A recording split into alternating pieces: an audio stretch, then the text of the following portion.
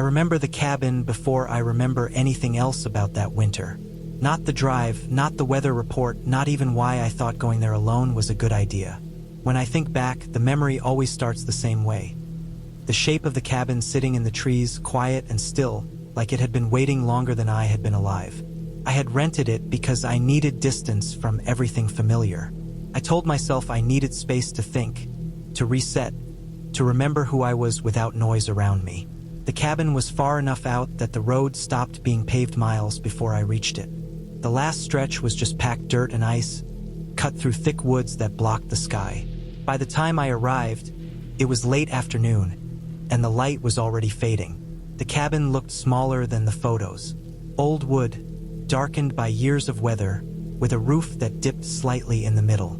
The porch wrapped around one side, and the steps creaked when I climbed them. That sound stuck with me. It felt too loud for a place so quiet. I unlocked the door and stepped inside, and the smell hit me right away. Old wood, dust, and something else underneath it, something human that hadn't aired out in a long time. The inside was simple. One room downstairs with a table, a couch, a small kitchen area, and a wood stove. A ladder led up to a low loft with a mattress on the floor. No decorations, no photos, nothing personal. It felt less like a rental and more like a place someone used only when they had to. That first evening, everything felt off in small ways. The silence wasn't peaceful, pressed in on me. Every movement I made sounded sharp and wrong, like the cabin was listening. I kept thinking I heard faint noises outside, but each time I stopped and listened, there was nothing. I told myself it was just the woods settling, branches moving, animals passing through. I remember sleeping lightly that night. I woke up several times without knowing why.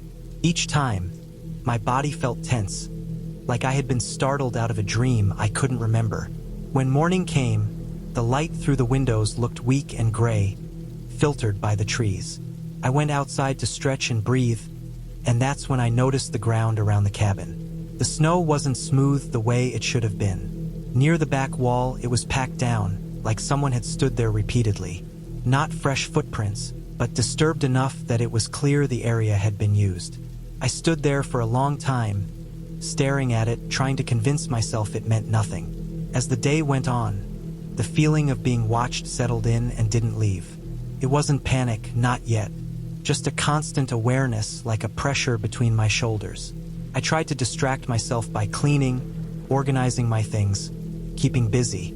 Every so often, I would catch a smell that didn't belong, stronger than before, like sweat soaked into fabric and never washed out. That night, I remember the sound of footsteps. Slow, careful, not heavy enough to be loud, but deliberate enough that I could track them. They moved around the cabin, crunching softly through the snow and leaves. I stayed still on the couch, listening, counting each step without meaning to. The footsteps stopped near the front door and stayed there. I didn't hear knocking. I didn't hear voices, just breathing on the other side of the wood. I remember realizing then that whoever it was knew I was inside. The way they stood there told me that. They weren't curious. They weren't lost. They were waiting. Eventually, the footsteps moved away. I didn't sleep again that night. I sat there until the sky lightened, staring at the door, replaying the sound of breathing over and over in my head. The next morning, I found new marks in the snow, bare footprints. That detail stays clear in my mind. No shoes, just skin pressed into the cold ground, leading from the tree line to the side of the cabin and back again. I followed them as far as I could until they disappeared into thicker brush. That's when I found the place where someone had been staying. A small clearing hidden just enough that you wouldn't see it unless you were looking. The ground was flattened, stained dark in spots. There were old food cans, scraps of cloth, and a sleeping bag that looked like it had been used for a long time. The smell there was overwhelming. Human, strong, claimed. I remember standing there and understanding something I hadn't wanted to admit. The cabin wasn't empty when I arrived. It had never been empty. I was the one who didn't belong. That night, things escalated. The footsteps came back, closer and more confident. The porch boards creaked under weight. The door handle moved slowly, testing.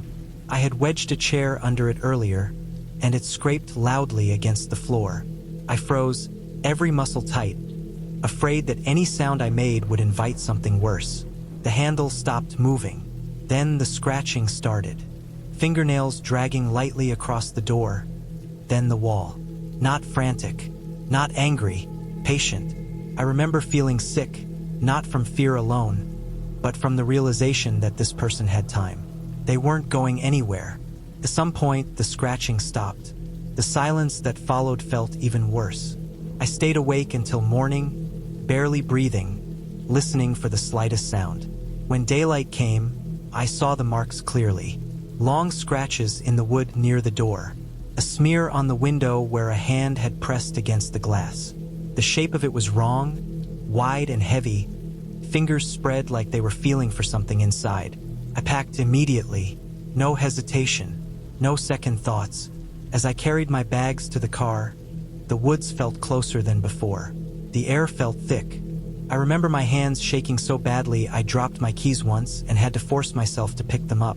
Just before I got into the car, I saw movement. A figure standing between the trees, far enough away to stay hidden but close enough to be intentional. I couldn't see their face, just the outline of a person standing still, watching me leave their space. They didn't chase me. They didn't rush forward. They just watched like they had already decided the outcome. I drove away as fast as the road would allow. I didn't stop until I reached the main highway. Even then, I kept checking my mirrors, half expecting to see someone behind me. I remember trying to make sense of it afterward. I looked up the listing. It was gone. No trace, no record, like the cabin had never existed online at all. That made everything feel worse, not better. What stays with me now isn't just fear, it's clarity. That place wasn't haunted. There was nothing unreal about it. It was a reminder that isolation doesn't mean empty, and quiet doesn't mean safe. Some places are already occupied by people who don't want to be found, and they don't need to scare you away. They just wait until you understand you were never welcome there to begin with. I booked the cabin because I wanted quiet, not comfort. The listing said it was off-grid, no neighbors, no Wi-Fi, no cell service. That sounded good to me. I was burned out, angry for no clear reason, and tired of hearing other people breathe through apartment walls. I wanted space where nothing needed me. The photos showed a simple one-room cabin with a loft, surrounded by tall trees and nothing else. It looked clean, empty, and far away from everything. The drive took longer than expected. After the last gas station, the road narrowed and the trees closed in. The sun was already low, and the light through the branches came in sharp lines that made it hard to see. The dirt road had deep ruts, and I had to drive slow to avoid scraping the bottom of my car. When I finally saw the cabin, it didn't look welcoming. It looked like something that had been forgotten and didn't care if it stayed that way. The cabin sat in a small clearing, maybe just big enough to let some light in during the day. The wood siding was dark, almost black in places, like it had soaked up years of rain. The roof sagged slightly in the middle. The porch steps leaned to one side. I noticed right away that the grass around the cabin was worn down, not overgrown like the rest of the clearing. That struck me as odd, but I told myself it was probably from past guests. Inside, the air was stale and cold. It smelled like old wood, dust, and something else I couldn't place at first. The windows were small and scratched, like they had been cleaned with something rough over and over again. There was a bed against one wall, a small table, 2 chairs that didn't match, and a wood stove in the corner. No decorations, no personal items. It felt less like a rental and more like a place someone had cleared out in a hurry. I unpacked and checked the locks. The front door locked with a simple deadbolt. The back door had a hook latch that looked older than the rest of the cabin. The windows didn't lock at all. That made me uneasy, but I brushed it off. Who would come all the way out here? That night, the woods felt too quiet. No distant traffic, no voices, not even many animals. Just the occasional rustle far away and the sound of my own breathing. I slept lightly and woke up several times for no reason. Each time, I felt like I had been pulled out of sleep, not drifted out of it. In the morning, I walked around the cabin. That's when I noticed footprints. Not fresh, but not old either. The ground was soft in places, and there were clear impressions near the back wall. They didn't go anywhere, just appeared and then faded into the harder ground. I followed them until they disappeared, and the feeling in my chest tightened. Someone had been standing there close to the cabin for a while. I spent the day trying to ignore it. I chopped some wood, cooked, read a little. Every so often, I caught myself listening, holding still, trying to hear something that wasn't there. By late afternoon, the smell inside the cabin had changed. It was stronger, more noticeable. It reminded me of unwashed clothes and skin. Human smell. That night, I heard something outside. It was slow and careful. Footsteps, light but steady, moving through leaves. They circled the cabin once, then again. I stayed still in bed, staring at the ceiling, telling myself it was an animal. But animals don't move like that. Animals don't stop directly outside windows. The footsteps stopped near the front door. I could hear breathing. Not loud, not heavy, just enough to know someone was there. I felt frozen. I didn't reach for my phone because it wouldn't work. I didn't turn on a light. I just waited. Eventually, the sound moved away. I didn't sleep after that. In the morning, there were new marks in the dirt. Clear this time. Bare footprints. No shoes. That made my stomach drop. I checked around the cabin and found a spot a short distance into the woods where the ground was flattened, like someone had been sitting there regularly. There were scraps of food wrappers, empty cans, and a blanket rolled up against a tree, stained dark in places. Someone was living nearby. I should have left right then. I know that now, but part of me felt stupid for being scared. I convinced myself the person probably didn't know I was there, or maybe they were harmless. Maybe this was just how things were out here. That night proved me wrong. I heard movement again, closer than before. The porch boards creaked under weight. The door handle turned slightly, testing. I had shoved one of the chairs under it, and it rattled but didn't open. My heart was pounding so hard it felt like it might give me away. The handle stopped moving. Then the sound shifted to the side of the cabin. Slow steps, a pause, then scratching. Not violent, just light, like fingernails dragging across wood. I felt sick listening to it. Whoever was out there wasn't in a hurry.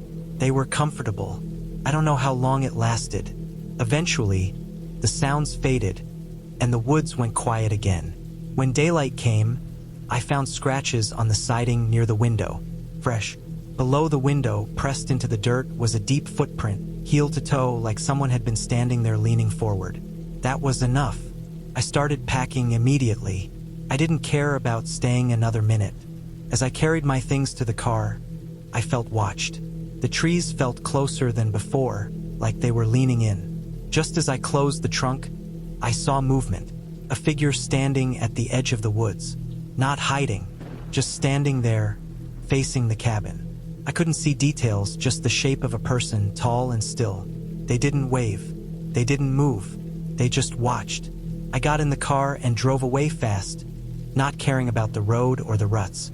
In the rearview mirror, I saw the figure step forward slightly, then stop, like they were marking the moment I left. I didn't look back again. When I reached the highway, my hands were shaking so badly I had to pull over. I sat there for a long time trying to calm down. Later, when I checked the listing to report what happened, it was gone. No trace, no history, nothing. What scares me most isn't that someone was out there. It's that the cabin wasn't abandoned at all. It was already occupied. I was the intruder, and I had just been tolerated until I decided to leave. I went to the cabin in late fall, when the tourist season was over and the forest felt empty. I wanted that emptiness. The place was listed as a maintenance cabin on private land that the owner rented out a few weeks a year. It sat far from paved roads, reachable only by a long dirt track that cut through thick trees. I brought more supplies than I thought I would need. Canned food, bottled water, fuel, tools, and a first aid kit. I planned to stay 10 days and leave before the first heavy snow. The drive in felt longer than it should have. The road narrowed and twisted, and branches scraped the sides of my vehicle. Fallen leaves hid potholes. When I finally reached the clearing, the cabin looked older than the photos. The wood siding was dark and rough, and the roof sagged slightly in the middle. The windows were small and thick. The silence was deep, the kind that presses on your ears. I shut off the engine and sat there for a minute, listening to nothing. Inside, the cabin smelled like cold wood and dust. There was a single room with a bed against the wall, a table bolted to the floor, and a wood stove that had been repaired many times. A small side room held a toilet and a sink. No power, no running water. I checked every corner, every cabinet, every window. Nothing stood out as strange. I locked the door, set my things down, and started a fire. The first 2 days passed without trouble. I settled into a routine. Wake up at sunrise, gather wood, cook simple meals, walk short distances to stretch my legs. The forest felt calm during the day. Birds moved through the trees, and the wind carried the smell of damp earth. At night, the sounds grew heavier. Branches cracked. Something large moved through the undergrowth now and then. I told myself it was deer or elk. On the third morning, I noticed the first sign that I was not as alone as I thought. When I stepped outside, the dirt near the front of the cabin had been disturbed. At first, I thought it was from my own boots. Then I saw the shape. The prints were deeper and wider than mine, and they came from the tree line, stopped near the door, and turned away. The pattern suggested someone had stood there for a while. I stood still and looked around. The forest showed no movement. The air felt heavier than before. I walked the perimeter of the clearing and found more tracks, circling the cabin at a distance. They were careful, spaced evenly, like someone moving slowly and watching. I felt a tight knot form in my stomach. I went back inside and checked the door and windows again. Everything was locked. Nothing inside was missing. I tried to calm myself by focusing on simple tasks. I cleaned, reorganized my supplies, and kept the fire going. Still, the feeling that I was being observed did not leave. That night, sleep came late. I lay in bed, staring at the ceiling, listening to the stove pop and settle. Sometime after midnight, I heard a sound that did not fit with the rest. A slow step, then another coming from outside. It was not rushing, not stumbling. It moved with purpose. The steps stopped near the side of the cabin, close enough that I could hear leaves compressing under weight. I held my breath and waited. The steps moved again, tracing a line along the wall. Something brushed against the wood, light but deliberate. After a long time, the sound faded back into the trees. I did not sleep after that. In the morning, I found a mark on the wall near one of the windows. A long scratch in the wood, fresh and pale against the dark surface. It looked like it had been made with a tool, not an animal claw. Near the back of the cabin, a small pile of leaves had been gathered against the foundation, as if someone had tried to hide their tracks. I thought about leaving then. The rational part of my mind told me to pack up and go. But another part argued that it could have been a lost hiker or a hunter passing through. I did not want to admit that I was afraid. I decided to stay one more night and leave early the next day. That afternoon, I walked a short distance away from the cabin to clear my head. I stayed within sight of the clearing. While moving through the trees, I noticed a line of broken branches leading deeper into the forest. They were snapped at chest height, not low like animal trails. Following them for a few steps, I saw a crude shelter made of sticks and plastic sheeting tucked between two fallen logs.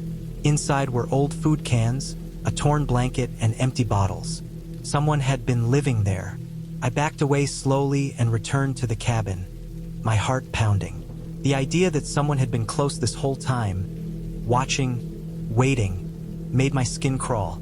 I locked the door and blocked it with the table. I kept the fire low to avoid drawing attention. As night fell, the forest seemed to close in. The darkness pressed against the windows. The sounds returned, closer this time. Footsteps moved around the cabin, stopping, starting, circling. I heard something tap against the window frame once, then again. The glass did not break, but the intent was clear. Time stretched. My body ached from staying still. At some point, I smelled smoke that was not coming from my stove. It was faint, carried on the air. Someone was nearby, close enough that I could sense their presence without seeing them. Just before dawn, a loud crack echoed through the clearing. The back window frame splintered, and the glass rattled but held. Whoever was outside did not push further. The sounds retreated as the sky began to lighten. When morning came, I moved quickly. I did not bother with neat packing. I grabbed only what I could carry and left the rest. Outside, the damage was clear. The window frame had been pried with something heavy. Fresh footprints covered the ground around the cabin, overlapping, restless. I drove out as fast as the road allowed. A few miles down the track, I saw another sign, a strip of bright fabric tied to a branch at eye level, like a marker. It was not there when I arrived. It marked the road, a signal meant for someone else. Once I reached a place with service, I reported everything. The cabin owner later told me the property had a history. People passing through, using the land to hide, watching cabins for supplies. They would approach slowly, testing boundaries, leaving signs to see how the occupant reacted. I never returned to that place. The experience stayed with me. It was not the fear of something unknown or unreal that haunted me. It was the knowledge that another person had been there, close enough to touch the walls while I was inside, close enough to hear me breathe. The ending was clear. I left because staying meant waiting for something worse to happen. The cabin remained in the forest, silent again, but no longer empty. I learned that isolation does not mean safety. Sometimes it only means there is no one around to help when someone decides to step out of the trees and test how far they can go. I rented the cabin because I wanted to disappear for a while. Work had been loud, my phone had been loud, and my head felt like it was full of loose screws. The listing showed a small wooden cabin deep in state land, surrounded by trees, with a creek nearby and no neighbors close enough to see. That was exactly what I wanted. I packed food for a week, extra batteries, a paper map, and a cheap flashlight. I told one person where I was going and when I planned to be back. After that, I drove until the road turned from pavement to gravel and then to dirt. The cabin sat in a clearing that looked like it had been cut out of the forest by hand. Tall trees stood around it like a wall. The building itself was old but solid, dark wood, a tin roof, and a small porch with 2 steps. There was no cell service. The air smelled like wet leaves and pine sap. I unlocked the door, stepped inside, and felt that quiet you only get far from people. Felt good at first.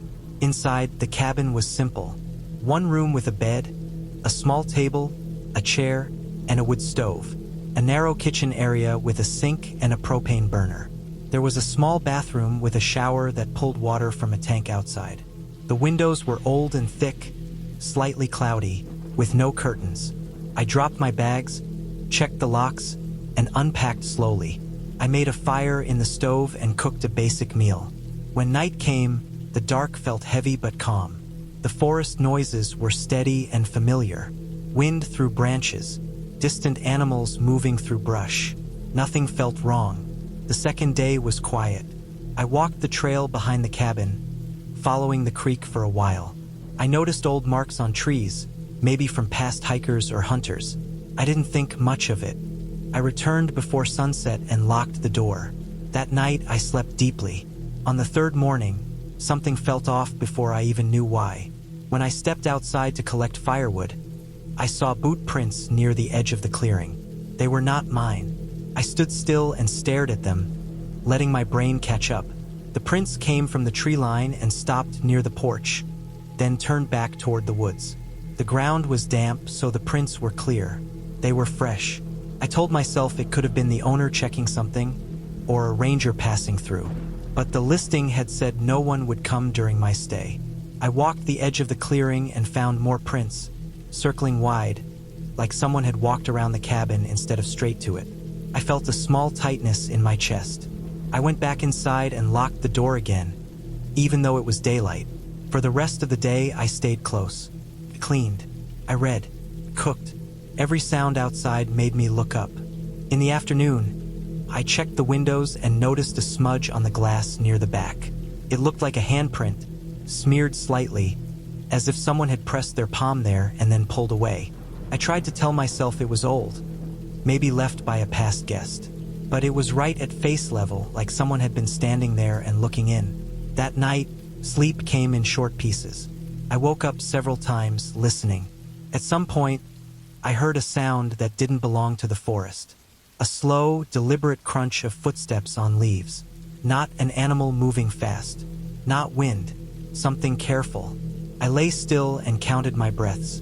The sound moved from one side of the cabin to the other.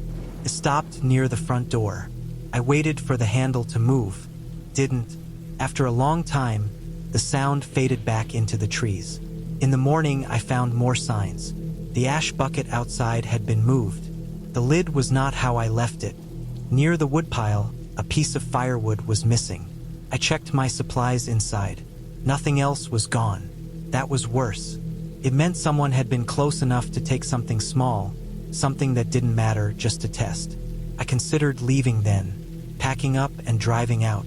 But the thought of loading my car and walking back and forth between the cabin and the woods made my stomach twist. I told myself I would leave at first light the next day. I spent that day preparing. I kept the lights off. I kept the fire low. I stayed quiet. That afternoon, I noticed something else. The old trail behind the cabin had fresh marks where branches had been pushed aside. Someone had used it recently. I followed it a short distance and then stopped when I saw a shallow pit covered with leaves and sticks. It looked like a trap, not deep enough to kill, but deep enough to hurt a leg. I backed away slowly and returned to the cabin, my hands shaking. That night was the worst. The footsteps came back, closer this time. They moved around the cabin more than once. I heard a light scrape against the wall, like metal touching wood. The sound stopped under the window near the bed. I lay flat, barely breathing, staring at the dark ceiling. I smelled smoke that wasn't from my stove. It was faint, like someone had lit something small outside and then put it out. Hours passed like that. No sleep, just waiting. Near dawn, I heard a heavier sound at the back of the cabin. A dull thud, followed by silence. When the sky started to lighten, I finally moved. I grabbed my keys, my bag, and the flashlight. I didn't turn on any lights. I unlocked the door and stepped onto the porch, scanning the clearing. Everything looked still. Then I saw the back of the cabin. One of the old window frames had been pried loose. Not enough to break the glass, but enough to show fresh damage.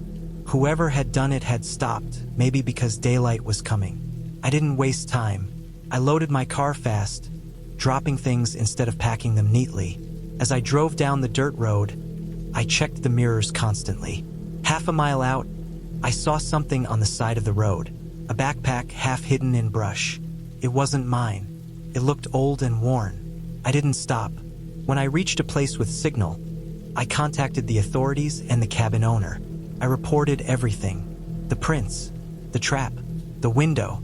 Later, I learned that another cabin a few miles away had been broken into weeks earlier. Food stolen. Nothing else.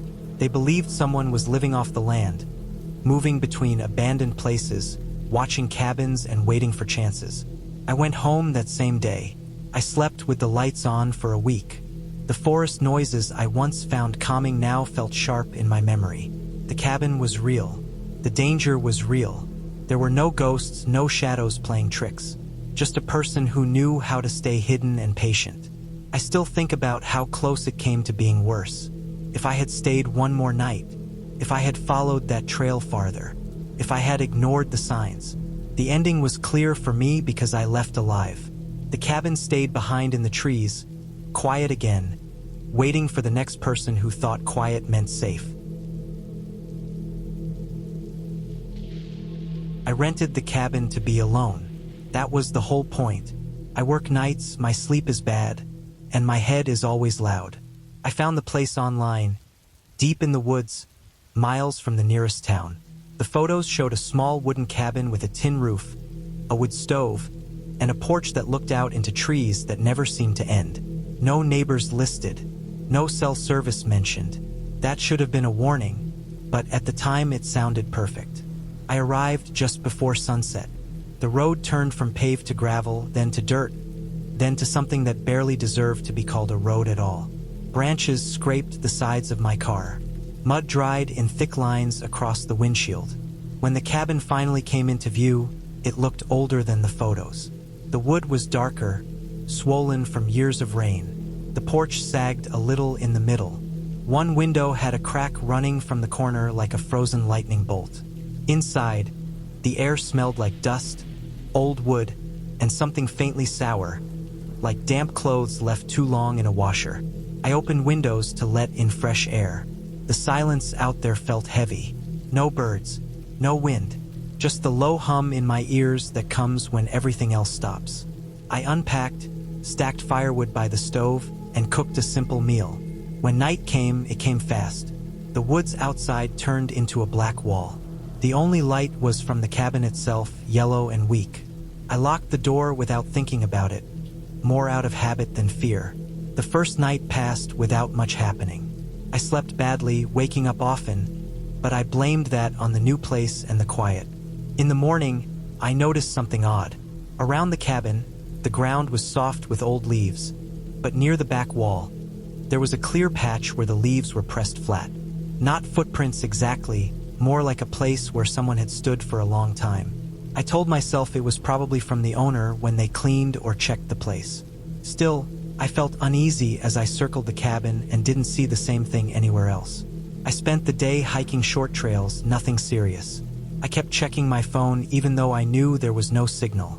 That habit didn't break just because I wanted it to. When I came back in the afternoon, the cabin door was closed. I was sure I had left it slightly open to air the place out. I stood there for a minute, keys in my hand, listening. Nothing. I unlocked the door and went in. Everything looked the same, but the smell was stronger.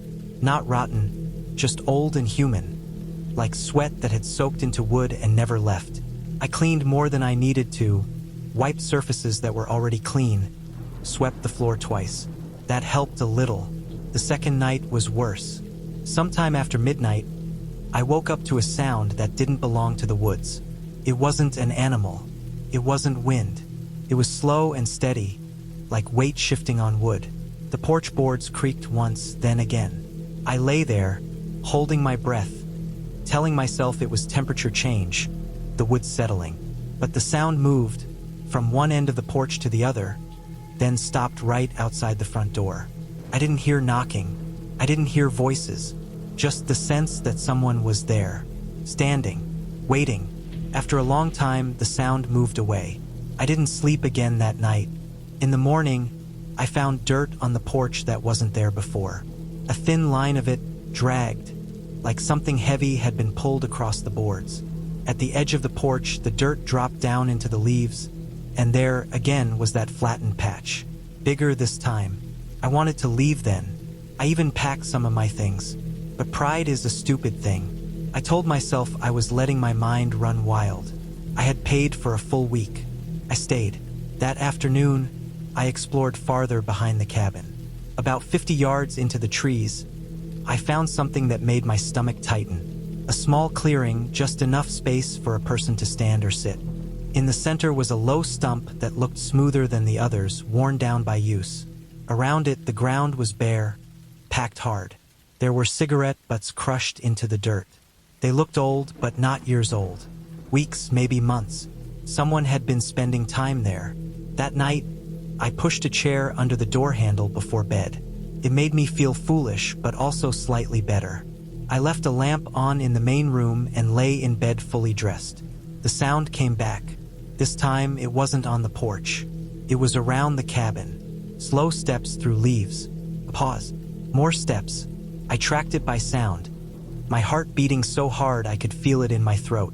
Whoever it was walked all the way around the cabin, once, then again. Each time slower. Then the sound stopped at the cracked window. I stared at that window until my eyes burned. I didn't see a face. I didn't see movement.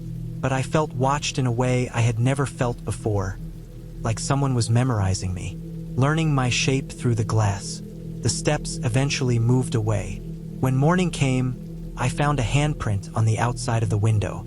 Not bloody, not dramatic, just a smear where dirt and oil from skin had been pressed against the glass. The size of it was wrong. Too wide. The fingers too thick. That was when I fully understood that this wasn't a mistake or a random person passing through. Someone knew this cabin. Someone used it when no one else was around. And now I was in the way. I decided to leave at first light the next day. I didn't sleep at all. I sat on the bed with my shoes on, keys in my pocket, listening to every sound. Around 4 in the morning, I heard movement again, closer than before. The door handle shifted slightly, testing. The chair under it scraped softly against the floor but held. I don't know how long that went on. Minutes felt like hours.